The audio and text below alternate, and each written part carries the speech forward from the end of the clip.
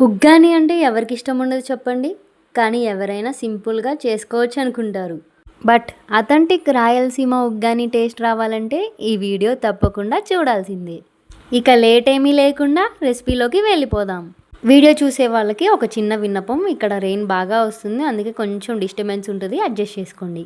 ఇక ముందుగా ఒక ప్యాన్ పెట్టేసి అందులో 2.5 టేబుల్ స్పూన్ ఆయిల్ వేసేసి పోపు దినుసులు మరియు పల్లీలను వేసుకొని చక్కగా వేయించుకోవాలి. అవి వేగుతుండగానే ఒక ఉల్లిపాయ మరియు 2 పచ్చిమిర్చిని సన్నగా తరిగి వేసేసుకోవాలి. ఇప్పుడు అందులో కొన్ని కరివేపాకు రెమ్మలు మరియు సన్నగా తరిగి పెట్టుకున్న ఒక టమాటాని వేసుకోవాలి. టమాటా ముక్కలు ఆల్మోస్ట్ మగ్గుతుండగా అందులో 1 టేబుల్ స్పూన్ ఉప్పు మరియు హాఫ్ టీ స్పూన్ పసుపు వేసుకొని చక్కగా కలుపుకోవాలి. రాయలసీమ టేస్ట్ అన్నా కదా, అది ఈ పౌడర్ వల్లనే వస్తుంది. ఈ పప్పుల పొడి ఎలా చేసుకోవాలో చూపిస్తాను, చూసేయండి.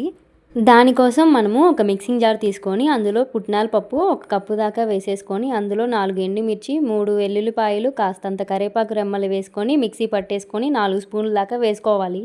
ఇప్పుడు మరమరాల్ని ఒక 2 మినిట్స్ వాటర్లో నానపెట్టేసుకొని మంచిగా పిండేసుకొని మనం ఇందాక ప్రిపేర్ చేసుకున్న మిక్చర్లోకి వేసేసుకోవాలి. ఇంకేముంది, చక్కగా ఒకసారి మొత్తం కలిపేసుకొని అందులో పైన కొత్తిమీరతో గార్నిష్ చేసుకుంటే ఎంతో టేస్టీగా ఉండే రాయలసీమ స్పెషల్ ఉగ్గాని అనేది రెడీ అయిపోయింది.